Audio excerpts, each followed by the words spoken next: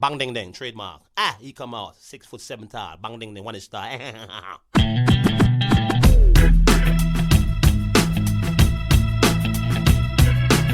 dong ding dong ding dong ding dong ding dong ding dong ding. This is a perfect day. Woke up to the sound of the garbage truck again. Upstairs neighbor's toilet's leaking on my head. And cars broke down, I missed the bus, there runs a 10. I had a feeling this was a day to stay in bed. I finally left my pad right on the jumbo's cloud roof. A police officer pulled out his gun and said, I said, sir, you got the wrong guy. I guess it's just the perfect day. It's just the perfect day. Na, na, na, na,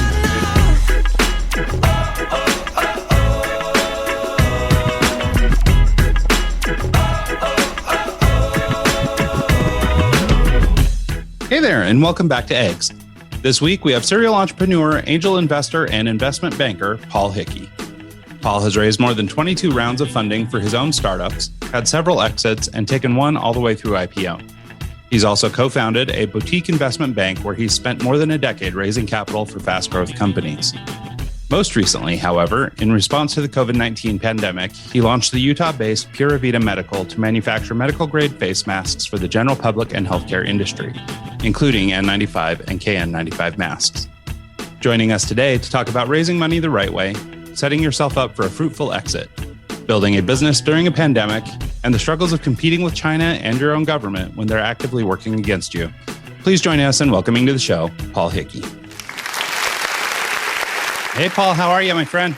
I'm doing great. Thanks for the intro. That really sets up the conversation well. I'm super excited to have this. Absolutely. Well, glad to have you here. Where are you calling in from today? I'm in Draper, Utah, working from home today. Our factory is in Linden, Utah. Okay. Nice. Yeah, no, I'm up in Farmington, and we used to have a studio downtown Salt Lake, so we're out here too. Mike's calling in from Idaho, though. He's in Pocatello. Yeah. All right. So where did it all get started for you? I noticed on your LinkedIn profile in the 80s, you spent some time in Palau and teaching English. And I just got to say that, that had to be the worst experience ever because Palauan is horrible. Have you ever been there, Mike? Yeah, I have. Oh, wow. You're one of the lucky ones. So that was an extraordinary experience. It was during the time where Vietnam had just fallen within a couple of years, and there were 50 to 100,000 Vietnamese boat people escaping from Vietnam and then landing all over Southeast Asia. And Palawan, or Palauan, is the closest island due east of Vietnam. So, they were being picked up in the ocean, and there was a Vietnamese refugee camp there with as many as 5,000 refugees at any given time. And, they'd stay there for 2, 3, 4, 5, 6 months until they got sent to the America, Australia, England, where they were being sent to. But they needed to learn some basic English. And they had Vietnamese people in the camp who spoke a little English, teaching everybody else how to speak English with the wrong accent. So we were accent trainers to come in and teach the teachers how to pronounce the words right. And working with those people was literally, they had nothing. Literally, they had virtually nothing but the shirts on their back. And they were some of the happiest people I've ever lived with and worked with. And one day I asked them, why are you guys all so happy? And they just said, freedom. We have our freedom now. Yeah. And that has really stayed with me the rest of my life. As a species, we crave and demand and want freedom. And, this country is really built on that, although we're losing some of those things. But, that's a lot of the entrepreneurial journey is a lot about freedom, free to do what you want, free to create, free to manage your schedule, and so it was a very impactful time in my life. And Palauan, oh my gosh, One of the most beautiful places in the world. I can't remember what movie it was. I think it was Matt Damon in like a Mission Impossible type movie. At the end of it, they did some recording on a boat in this tropical paradise, and it was filmed in Palawan. And that's exactly what it is. You can't picture a more pristine, beautiful, just gorgeous place to go. You'll never see anything like it. So yeah, very beautiful. I highly recommend everybody go there. You know, and just how it's developed since I was there. When I was there, there were 30,000 people in Port-au-Princess, the main city, and now there's over 500,000. Yeah. I spent time in Tacloban. I was in Region 8 in Cebu in that area. It's just amazing. So good experience all around. What was your first kind of business venture? Was it Teleshare? Is that what it was in 93? Yeah, I'd call that my real first real business. You know, I had little side gigs during college and stuff. But yeah, Teleshare was an interactive voice response service bureau. And you guys are probably too young, but we offered 900 number service. Remember those? Yeah. So it was before the internet. And when people had information that was valuable, they'd put it on a 900 number and, you know, legal information. There was one of our clients was a Yugoslavian soccer update line where people would call in the United States to get the updates on their team for $1 a minute. And this is before the internet, right? How could you get the information? And so we in little old Provo, Utah, we became the largest 900 number service provider in the United States. Now, let me qualify that. We didn't do any sex lines or psychic lines. Well, what's left besides Yugoslavian soccer, I guess? 1,000 different things like, you know, opinion polls and weather updates and health information and legal information. I mean, really, you have to go back. It's hard for people, probably most people listening, even for myself, to think about what it was like to get information before the internet. And it was hard. I mean, how would you get information that They had Yellow Book. They had the you know, a phone book you had to find, and then hopefully the number you're looking for was in it. And then, I mean, it was really, that is funny. And you know, because God, I haven't thought of something. I mean, you know, you still see 800 numbers everywhere, but God, I haven't thought of a 900 number in eternity. Right. So I love that story. That's amazing. Yeah. So I guess, did you always know that you wanted to be entrepreneurial? I mean, obviously the stuff we were just talking about in Vietnam is pretty philanthropic work. I mean, have you always had sort of a philanthropic bent, or like what drove you into entrepreneurship? Yeah, I had a summer job. I'll tell you what, it was a turning point in my life. During college, I got a job. I grew up in Michigan, so I'd go home for the summers to work while I was in school. And this one summer, one of our neighbors started a network marketing company called Eureka Foods. They sold food products, and they had 18 employees, and they needed somebody in their shipping department to ship stuff out to their distributors around the country. And I got hired for that. And I started at the beginning of summer. By the end of summer, I had 2 more employees that were working for me because the company was growing really fast. And they said, would you stay for a year and be the manager of our shipping and fulfillment? And I'm like, well, I could, you know, this would be a good experience. I'm all of a sudden a little manager.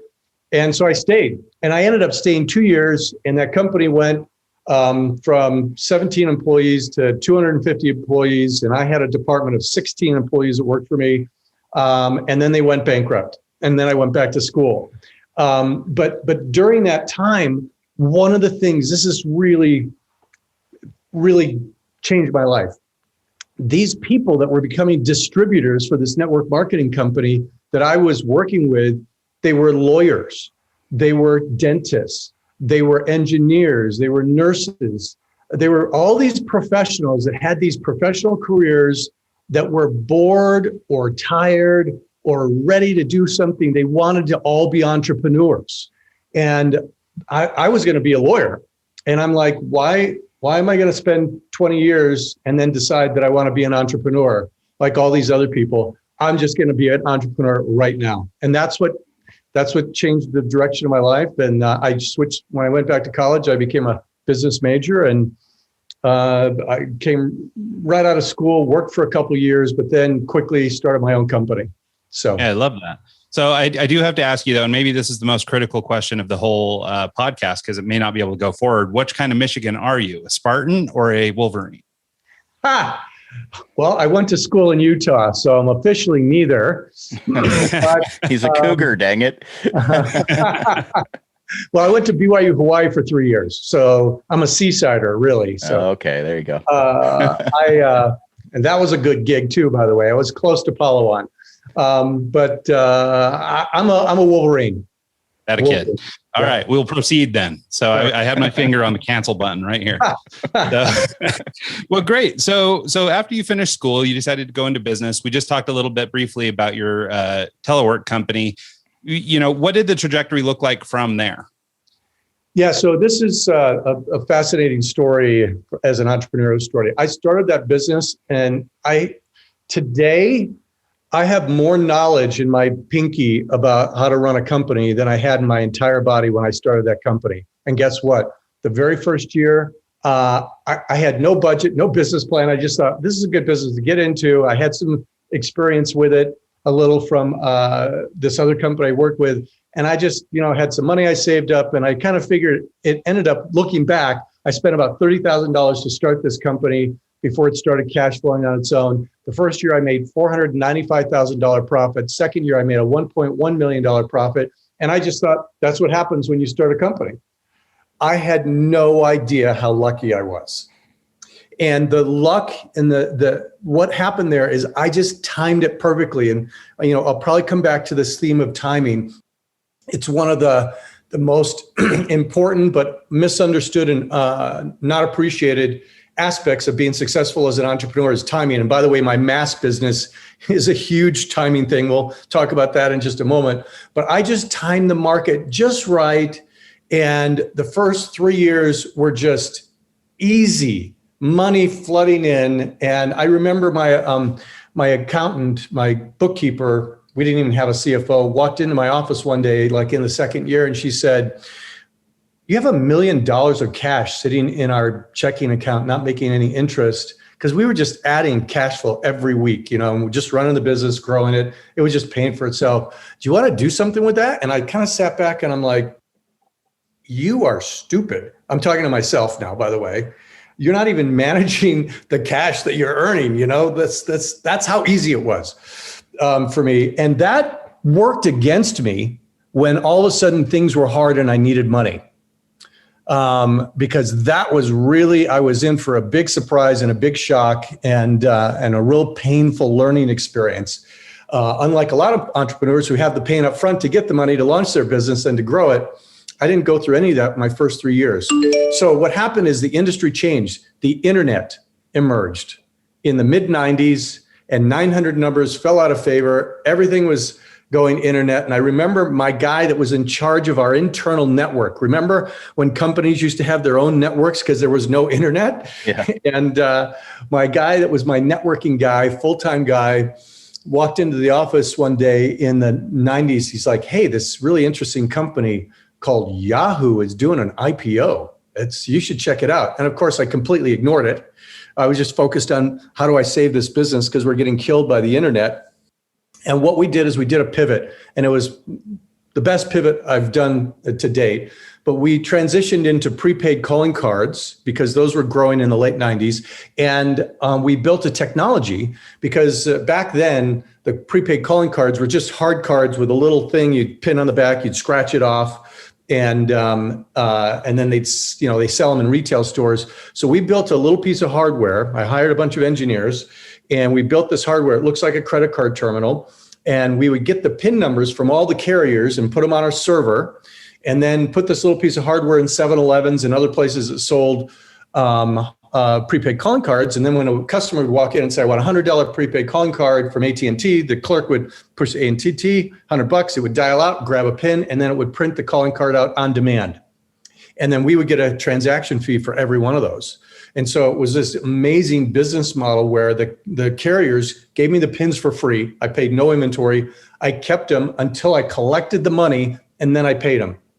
And then the retail stores would pay us for our hardware that we then made money on every single day as people were buying these cards. That business I rebranded and called it QCOM. And that business I took through an IPO. It did so well. I IPO'd that, got listed on the American Stock Exchange in 2003. And that was just a great success. And we licensed our technology around the world. We had partners in Canada and Australia and France and the Bahamas, and got royalty fees from all of them doing the same thing in their countries. So wonderful experience. So, most startups and people in their entry levels of running a business don't have $1 million sitting in their bank account. Usually they don't hit a home run on their first try. Right. Do you think without that initial success, you would have been able to roll something like that out? And also, how important was your network that you developed at business college? Did that help you succeed over, just what you had personally? Was your network critical in making that IPO happen? Yeah. So, first question, if I hadn't had that early success, I would not have been able to do what I did, because I had the resources. I had a core staff that was pivoting with me. Some people had to go, and I had to bring in some new people. And if I would have just looked at that business and said, I need to do this, it would have been, I don't think I wouldn't have had the experience in the telecom industry that I had from the 900 business. That's one of the reasons I was able to pivot into it, because I had the equipment, the contracts with the carriers and everything else. And I had a big network in the telecom space that helped me to pivot into that really well. So no, I couldn't have done it without my previous success and network. And then did college help me with my network? No. I didn't network that well in college, and I didn't really leverage any of my relationships from college kind of going forward. They were all new relationships I was making from industry contacts and customers and vendors and so forth. Yeah, I've heard that, one of the reasons you go to Harvard Business School is for the network. That is the reason. Yeah. I've heard that the BYU Business College is actually similar. And that's why I was kind of curious, is that lots of times those networks kind of open doors for you down the road. So, yeah. It wasn't, I never really leveraged it, but yes to Harvard and Stanford. Yeah, that's, those relationships are valuable for the rest of your life, Well, then let's talk a little bit about what became sort of your expertise, which is raising money. So as we said in the introduction, you've raised money for, 20 of your own businesses, which, seems to, or I guess sort of leads me to believe that, not every one of these businesses started out, from nothing, but maybe weren't as strong. You needed to raise money or something to grow these businesses. And so you've got a lot of experience now doing that stuff and raising money. So let's talk about, I guess, trying to put ourselves back in the shoe of maybe, version 1 you, when you were launching your first business and you were starting to grow, you're starting to do these things. How and when do we know we need money? Yeah, well, so most businesses don't get off the ground with some money and a budget of, this is what I need to start the business and launch it. And then this is what I need once I launch it to grow it. And those are kind of the two first fundamental questions of how much do I need to start it? And then how much am I going to need to grow it in the first phase? And, most entrepreneurs have a budget that's wrong. And I can tell you the number one mistake that they make is that they underestimate how much money they need. It's very common. And they're doing that for two reasons. One, they're trying to be, prudent with their money, but two, they're trying to be diluted less, right? And this dilution thing is really one of the main reasons why entrepreneurs either don't go and try and raise money, or they fail at raising money because they're afraid of getting too diluted, selling too much of their company when they raise the money. And I just want to address that really quick, because I think this will help anybody that's out there thinking of raising money. The first, when it comes to dilution, the best way to become a billionaire is to dilute yourself. If you think about the richest people in the world, Elon Musk, the Google boys, Mark Zuckerberg, Bill Gates, they all own less than 20% of their companies. Every single one of them, the richest guys in the world. And, I meet entrepreneur after entrepreneur that's worried about, they want 17% of my company. I only want to offer 12%. There's a story, Jeff Bezos, who at one point in the early years, Amazon had been going for 2 or 3 years and he needed $1 million. And he sold 10% of Amazon for $1 million at one point. Can you imagine? Wow. You could get 3 shares of stock for that now. Yeah. And so, so he, he's like, I had to do what I had to do. That is the right attitude. He's the richest guy in the world. Or I think it's Elon passed him recently. It's close, kind of neck and neck. They flip flop every other week. Yeah, right. So, the first thing I want to say is if you're out there raising money, your path to being super wealthy accelerates when you raise money. Now you got to raise it the right way. I'm not saying over dilute yourself. Be careless. Just, of course, be careful. But that's how you're going to grow faster. And that's how your net worth is going to increase faster, is through diluting yourself. That's number one. So, and I'd like to, if you don't mind, can we talk about that just one moment longer? So you mentioned, I saw a video on your website where you were talking about dilution, and it's funny because I fell exactly into the stereotype that you sort of discussed there, but it's sort of the difference between the American entrepreneur and the Chinese entrepreneur.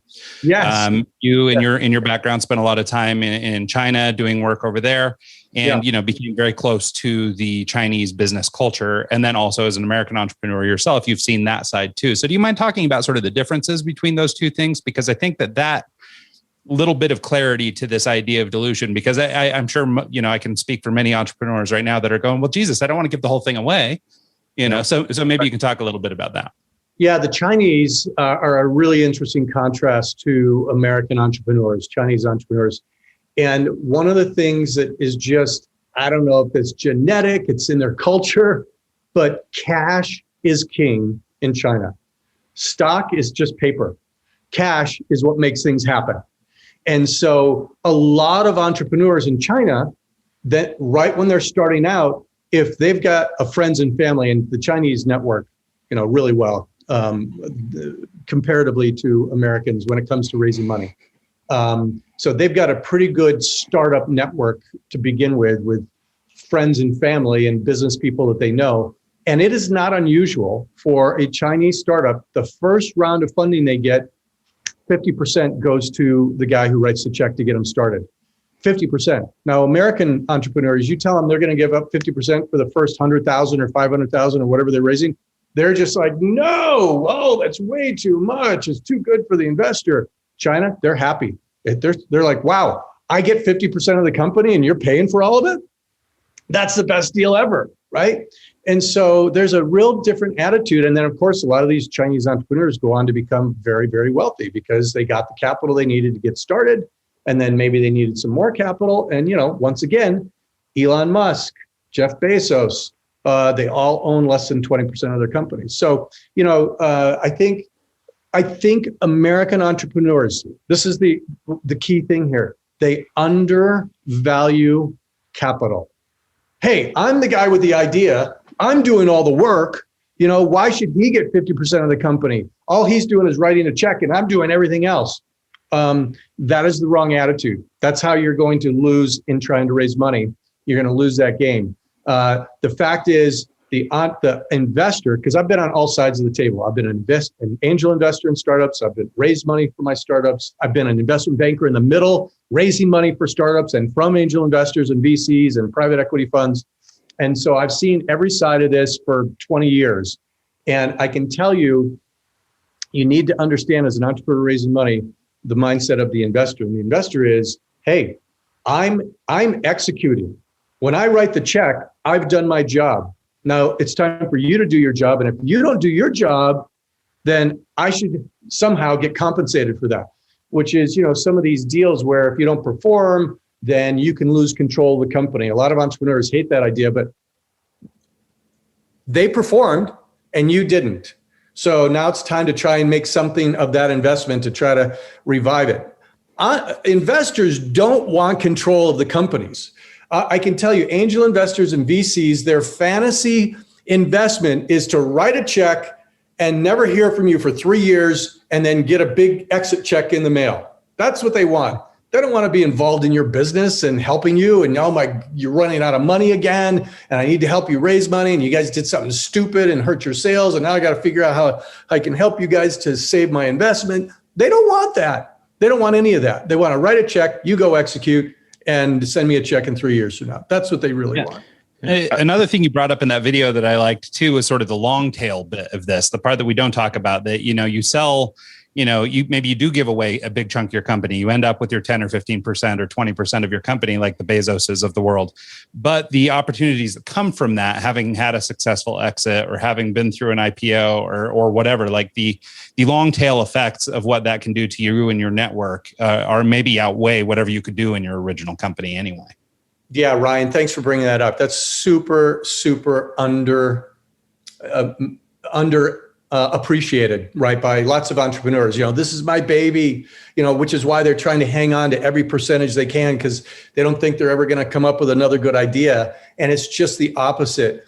You get an exit under your belt, even if as long as it's a successful exit. It's not, like you're back just giving the company away to get out, and even if it's not, you're not making 50 million or 100, maybe you make $2 or $3 million. Maybe it's $1 million exit that you're going to put in your pocket. That exit will set you up basically for the rest of your life, because investors like to invest in successful entrepreneurs that have had successful exits. It's one of the biggest determining factors on whether a guy's writing a check or not is your history with the startups and having an exit.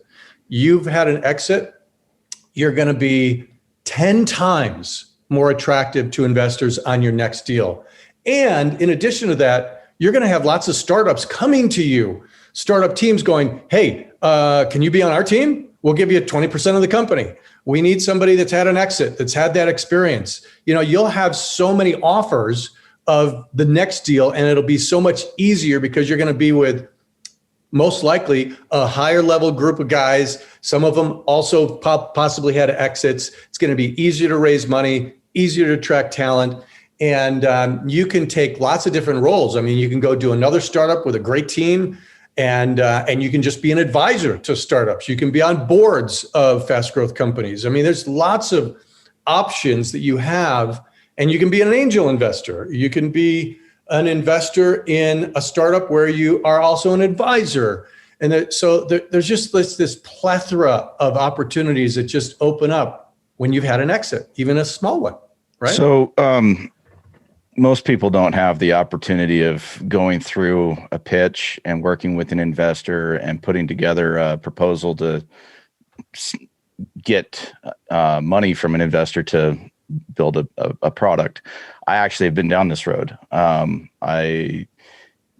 For a while, I was working on an app, trying to teach myself how to code, try to build something from the ground up, just something that I thought was a good idea, knowing nothing about the industry, knowing nothing about, I spent 3 years working on this project myself, not knowing anything about it. Wow. Then I meet a guy that says, hey, I can get you funding to finish this, where it's not me doing all the work. It's someone, he comes in and sells me the world for the most part, drains my savings account in consultation fees, and get to a pitch, and pretty much it was all hot air. And so it was a really deflating experience for me. And I essentially put that project on back burner because it was so much of a bad experience from day one that I kind of washed my hands of that and moved on. How can someone avoid that in the future? See the red flags and the problems from people who are just there to take advantage and not really have your best interest in mind, and just trying to, it was just such a bad taste in my mouth that I never wanted to go down that route again. So, as an angel investor like yourself, what are you looking for in a pitch? What are you looking for in someone that's looking to raise funding? What maybe should I have done differently in that approach?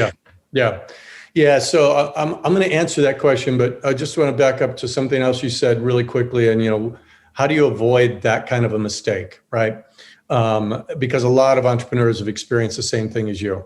And it's one of the reasons why I started my little website, to start providing some information. And I want to say this: raising money is, if you talk to entrepreneurs who've gone through the process, it's probably ranked as the most complex and most painful part of the entire business, is the fundraising part. And there's a reason for it. It's complex. It's not simple. We all think it should be simple. I got this great idea. Look at this. Why don't you just write me a check? But it's not. And it's not for a couple reasons. And I heard this, one of the richest guys in the world, and I've just completely blanked out on his name. He was just on a podcast I listened to on Tim Ferriss. And he started, it's the largest private equity firm in the world. Anyway, he was in charge of raising money for their funds. That was his job. And he just said, you know what, when it comes to raising money, there's very little information and education out there. It should be like an MBA for raising money.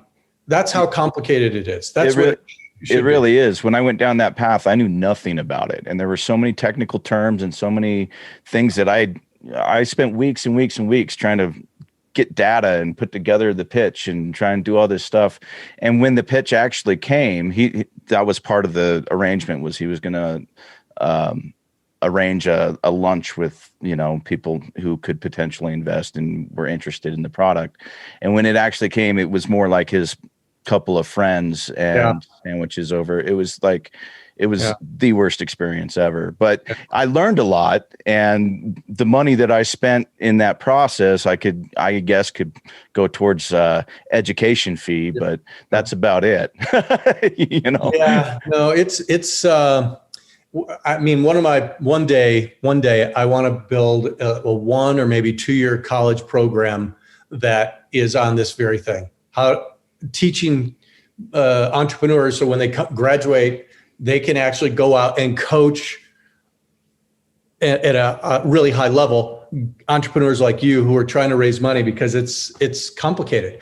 And I will tell you this thing, and you may have heard me talk about this, but one of the big mistakes that entrepreneurs make, probably the most common mistake they make, is they underestimate how much time and energy and work it's going to take.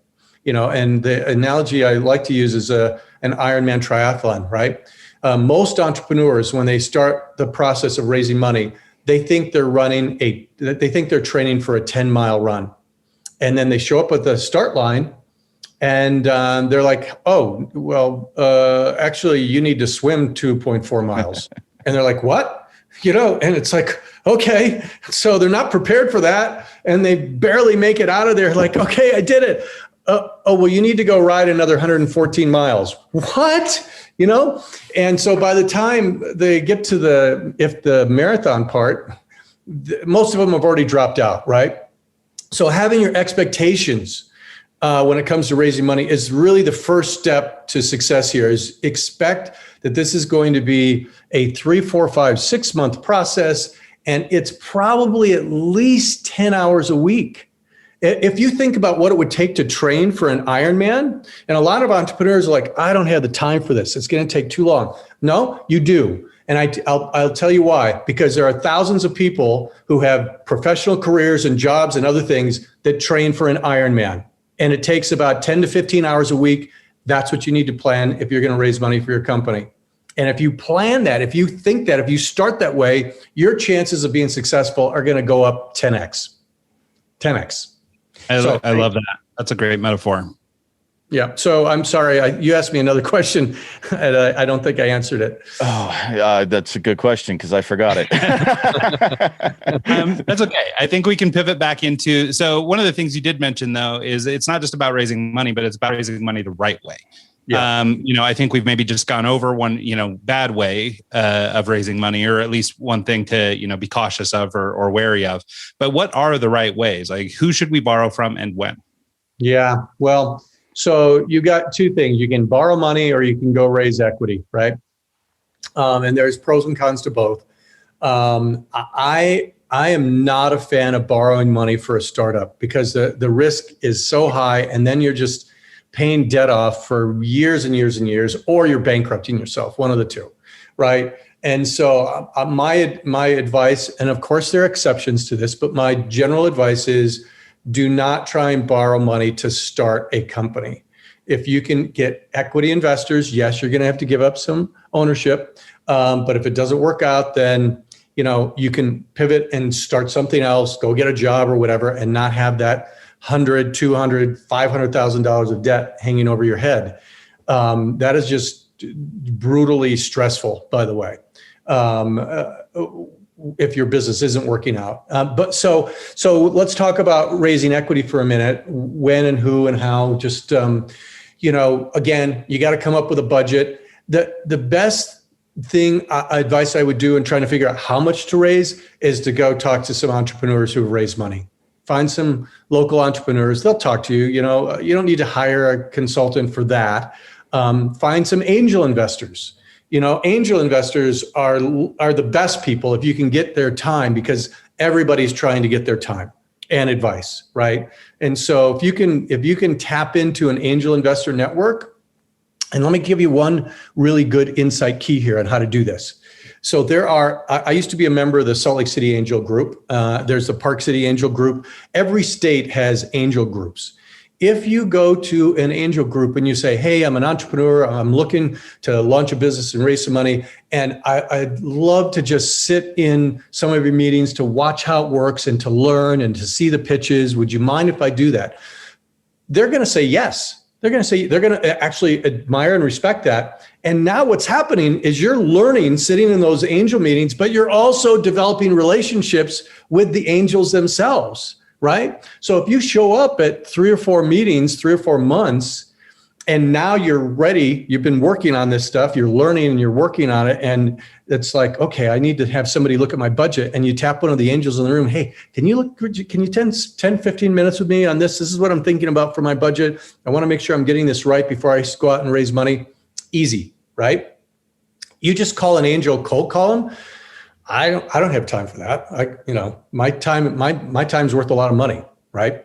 So I'd say for not only your budget, but for bouncing your concept and your idea of what you want to do with these angels, that is the best, most valuable free advice you can probably ever get. So go hang out with some angels, go sit in, develop relationships. That's going to serve you really well.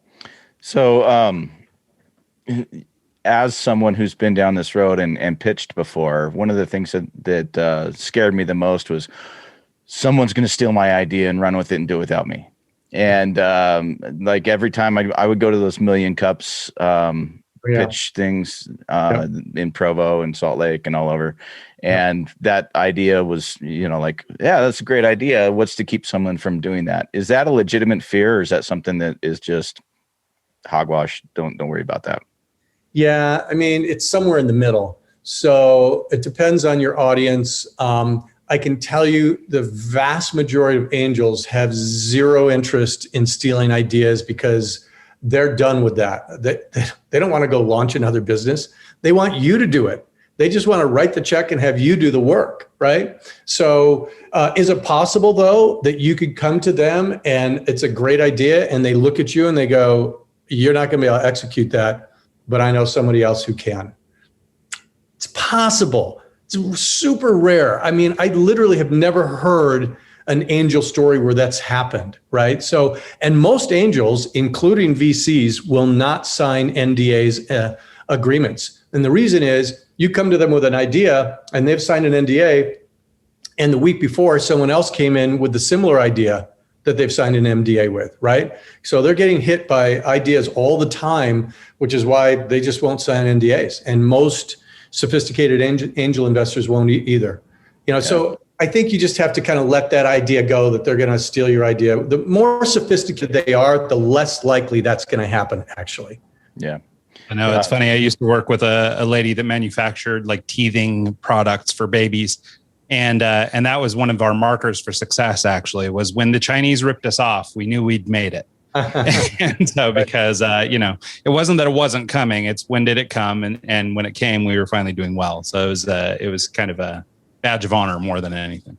Yeah, right. Okay. So when the internet came along and ruined Teleshare for you, and you pivoted to the calling cards, that was timing. That was seeing a change coming up and being ready to pivot and move. And currently, we've kind of had a similar thing with COVID, and you've been able to pivot into making masks and doing it locally, and starting a business here in the States that make a quality product. Can you tell us a little bit about that, how you decided that masks were the right move, and then how you were able to start and scale a business in such a short period of time and get it going and doing well? Thanks. Thank you. Yes.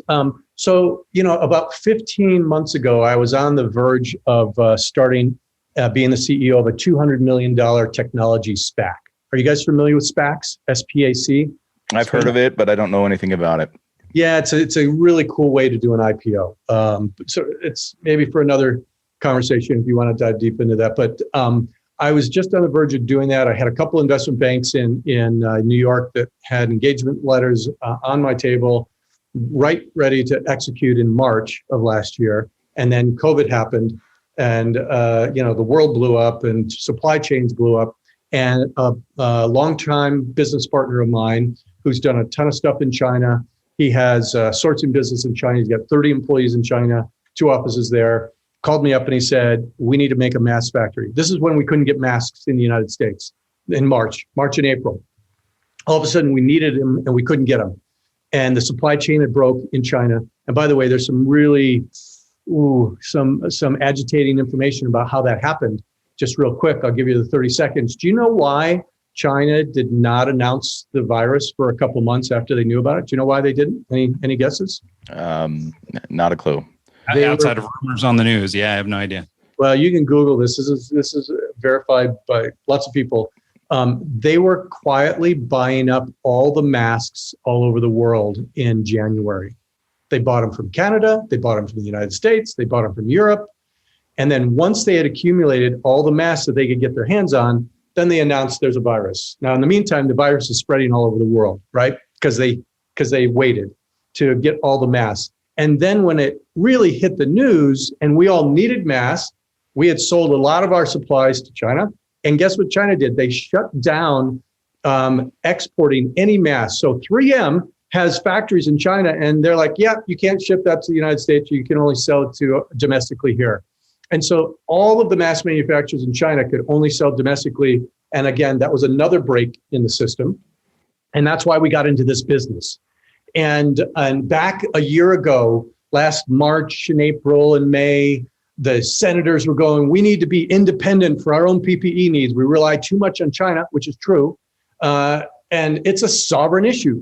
If during a pandemic, you can't provide water and food and critical medical supplies and masks, then you're not a sovereign nation. So it's a sovereign issue here. And that's why we got into this. We got into this business where we looked at what had happened. We're like, if we don't do something, the next time there's a pandemic, same thing's going to happen again. So we wanted to save lives, reshore jobs, and help the United States become independent of its PPE. And that's why we started into this business. And we started in July. Now, talk about timing. In July, when we announced we're starting this and we started buying equipment to bring it in and set up our factory, we weren't actually in production until the fall, but in July, I literally had agents from around the United States saying, I will buy everything you can make. But we weren't in production yet, right? So we were scrambling to get into production as fast as we possibly could.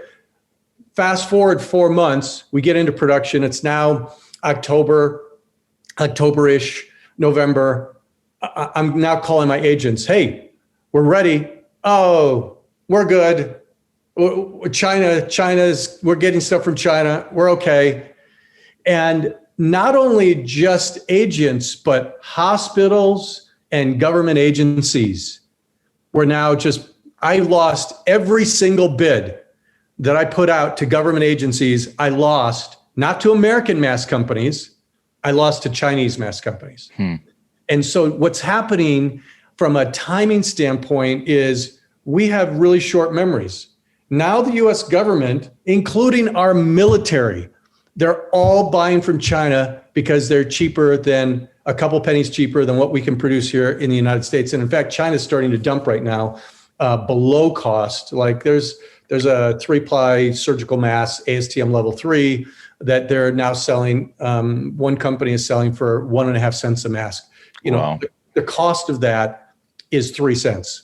The very cost. I mean, you're not making any money until you're probably in the 10-cent range. And so it's with the intention, they're getting subsidized, and it's with the intention of putting US mask manufacturers like ourselves out of business so that the next time there's a pandemic, we're 100% dependent on them again.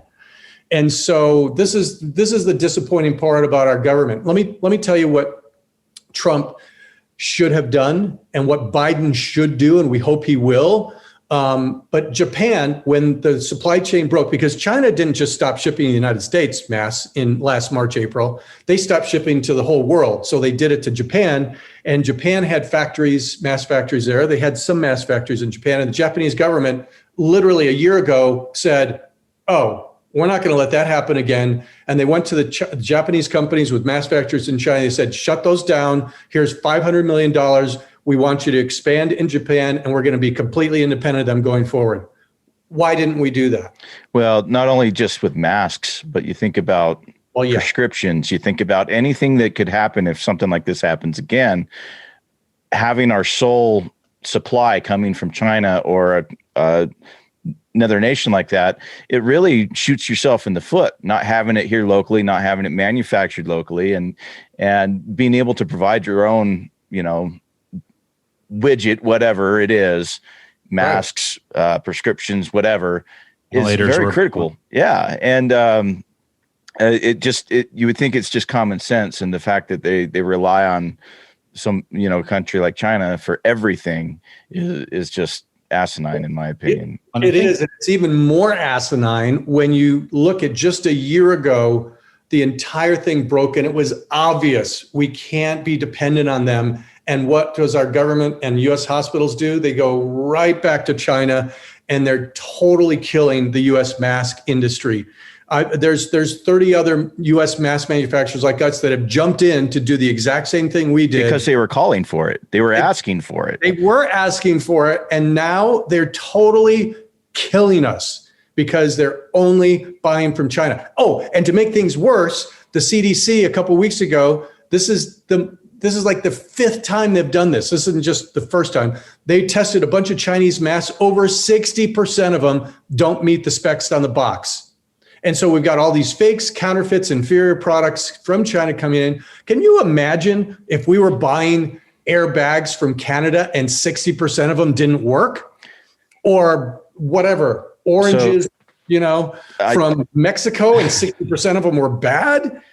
And yet we're still buying them. It's unbelievable, right? I actually have a personal friend who bought 10,000 masks from China to resell. And then when they got here, he got caught up in a lawsuit because they weren't to spec, and he couldn't sell them. He's now sitting on boxes of masks that he can't resell. And so, it's very true. There's subpar product, Yeah, well, and it's such a discouraging story too, because you think of the parallel like with World War II, right? I mean, we go through a really hard time for the country, and everybody, the American spirit will prevail, and everybody drops everything, and they're building tanks and the automobile factories, and they're doing whatever. And there was a little glimmer of that, early on in the pandemic, when Tesla's making, the ventilator masks, and you've got all these people that are sort of switching gears or retooling so that they can do the vodka company switching to hand sanitizer, same kind of thing. Yeah, exactly. All the breweries are, all the little distilleries and stuff are making hand sanitizer. I mean, it's a great example. And, you would want that to be rewarded, right? Right. I mean, and not necessarily because you're trying to, for financial gain or whatever, but I mean, there's a reality here, and that this costs money, and we've, extended ourselves. So why not buy American, and this whole idea of competing over the penny or two. I mean, maybe at scale, when you're buying for a whole military, you're looking at those dollars and cents, but if 60% of them aren't any good anyway, then what are we doing? Yeah, that's the thing, right? I mean, if it wasn't for the quality issue, I'm like, well, okay, so now we have another issue. They're being subsidized, but that's irrelevant. We're talking about safety here. What if 60% of the bullets that the military bought from China didn't work? And so the media is not covering this 60% thing. And there's a reason why. It's because the longer this pandemic goes, the better it is for them. This has been good business. This pandemic has been good business for the media. They don't want it to end. That's the last thing they want to do. So yeah, let the fake masks from China continue to flood the market that don't protect the people. And so the number one thing, the media has already lost Trump. What are they going to do when they lose the pandemic? Yeah, exactly. Nothing to talk about. That's right. So, but in seriousness, I think the message I want your listeners to hear is, number one, if you really need protection, then you should not be buying Chinese masks. It's too risky. Some of them are good and a lot of them aren't. If you're a healthcare worker or a frontline worker and your company is giving you Chinese masks, I need you to ask them one question. Have you batch tested these? The answer, of course, is going to be no, because if they have and they don't meet specs, they're going to have to throw everything they bought away. So they don't want to know, right? And so, make sure if you really need protection, you're buying American masks. If we were selling masks that were below specs, we'd be out of business and fined and maybe in jail, right? What happens to a Chinese company? Nothing. They change the label, change their name, just, use a different address down the book. It's not fair. The competition here is not fair. They're being subsidized. They're using inferior materials, and our own freaking government and hospitals are just turning their head blindly to this because they can save a couple pennies. But it's not apples to apples. It's not the same product. We're providing a real product and they're not. And so how do you compete with that? So that's what we need the American people to know.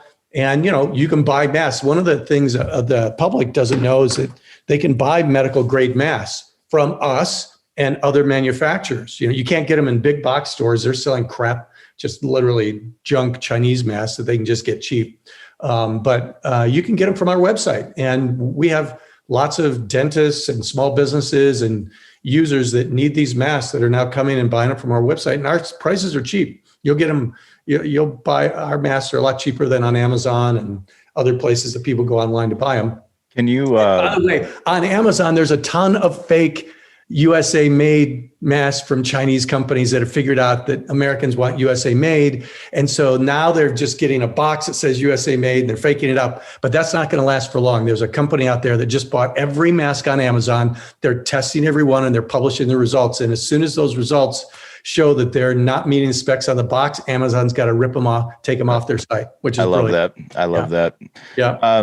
Where can people what's your website where people can purchase if they need masks? I have a friend who's a dentist and I'm going to send them your way.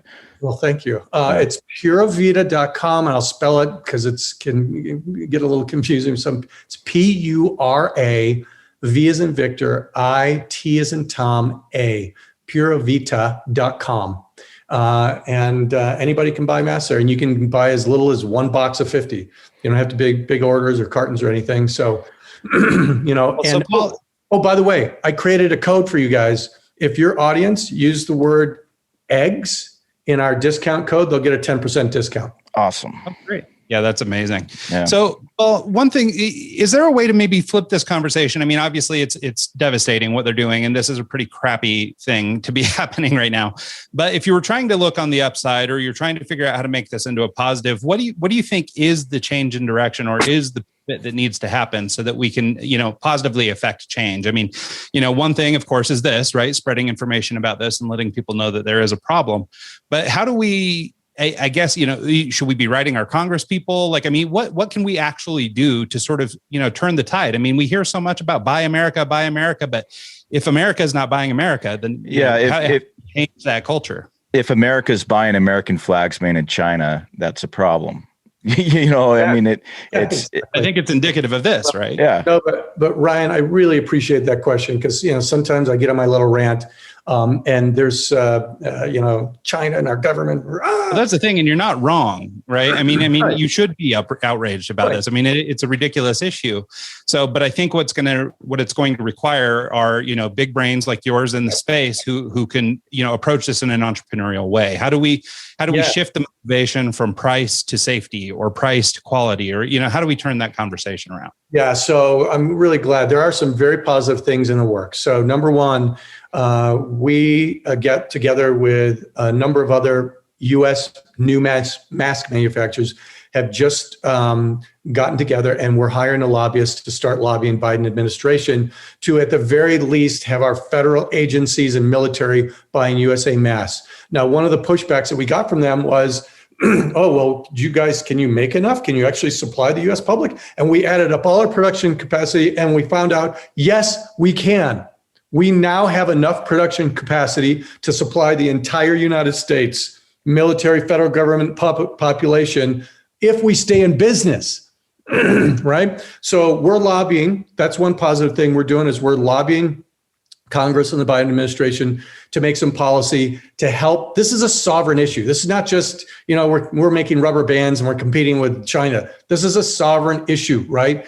About having essential goods like masks and other things, Mike, like you said, medicines. It's not just us. It extends to a broader class of essential goods, right? So we're making some political headway, and we're hoping that. Number two, education. All of our mask manufacturers are getting out there, like I am, and educating the public about the risk of using these Chinese masks. And it is a risk. If you're actually concerned and you need protection, you got to be really careful. Buying American is way, way, way safer, and the quality's better, and you're not going to really spend that much more for it, really. So education is important. And I think, the third thing in terms of from a positive standpoint is we have to innovate, and we're making masks better. We've got some innovations in what we're doing, like with the N95 mask. There's something called the fit test, and the fit test means it's got to stay on your face and create a seal so that no air can get in or out. It all goes through the mask. That's when it fits good.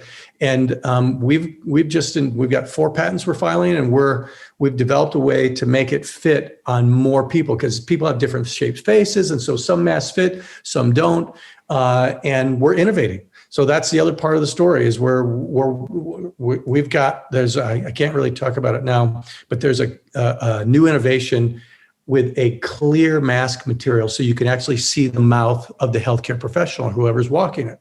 And we're working with them right now to bring it, it's from another country, to bring it to the United States and be one of the manufacturers of that clear material, which I think everybody's going to love. It provides the same kind of protection as the standard materials we use now. So innovation is the other thing we need to do to compete and stay ahead. I love that. Well, Paul, thank you for your time. I really appreciate you making time for us. Where can people reach out if they want to get in touch with you? Yeah, I think the best way to reach me is just at my Pura Vita email, paul@puravita.com. I hope the entrepreneurs out there listening, if you've got a business where you need to buy masks, we'd love to be your customer and provide quality masks for you. And it would really be helpful to us to keep us going. Appreciate it. That's awesome. Well, yeah, thanks so much, Paul. We really appreciate your time and making the effort to come do this. I think, in addition to just the sort of business knowledge you dropped, and I had a list here of 100 other things I'd have loved to have gone into with you. But I'm glad we were able to sort of finish on this note, because I do think that this is really important stuff for people to hear, because there's so much that you're not hearing. I mean, whether it's media or whether it's just the way things are talked about on social media or whatever, like there's a lot of stuff that's going kind of without being seen under the radar that I don't think people recognize, because I think if they knew, they would do something different. So I think it's valuable to share this kind of story. So thanks so much for doing that. Yeah, thanks for having me on the show, Mike and Ryan. I super appreciate it. It's been a fun conversation. I've really enjoyed it. Yep, absolutely. And thanks so much to everybody who tunes in this week and every week, and we'll see you all next time.